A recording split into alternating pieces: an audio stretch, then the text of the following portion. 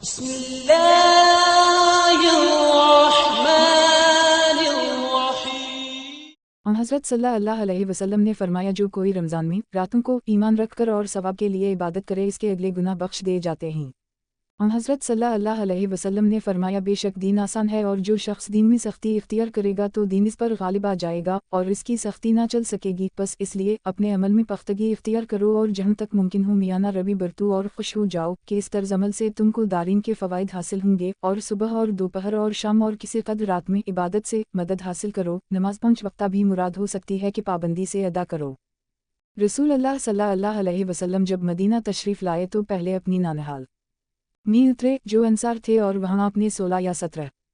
ماہ بیت المقدس کی طرف منہ کر کے نماز پڑھی، اور آپ کی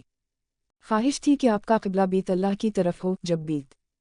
اللہ کی طرف نماز پڑھنے کا حکم ہو گیا تو سب سے پہلی نماز جو آپ نے بیت اللہ کی طرف پڑھی عصر کی نماز تھی۔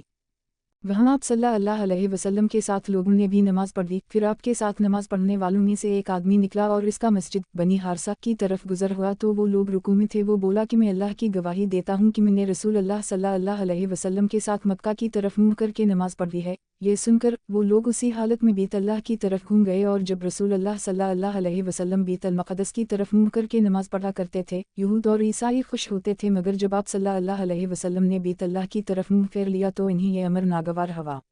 انہوں نے رسول اللہ صلی اللہ علیہ وسلم کو یہ ارشاد فرماتے ہوئے سنا کہ جب ایک بندہ مسلمان ہو جائے اور اس کا اسلام عمدہ ہو، یقین و خلوص کے ساتھ ہو، تو اللہ اس کے گناہ کو جو اس نے اس اسلام لانے سے پہلے کیا معاف فرما دیتا ہے، اور اب اس کے بعد کے لیے بدلہ شروع ہو جاتا ہے، یعنی ایک نیکی کے عوض 10 گنا سے لے کر 700 گنا تک ثواب، اور ایک برائی کا اسی برائی کے مطابق بدلہ دیا جاتا ہے، مگر یہ کہ اللہ تعالیٰ اس برائی سے بھی درگزر کرے اور اسے بھی معاف فرما دے، یہ بھی اس کے لیے آسان ہے۔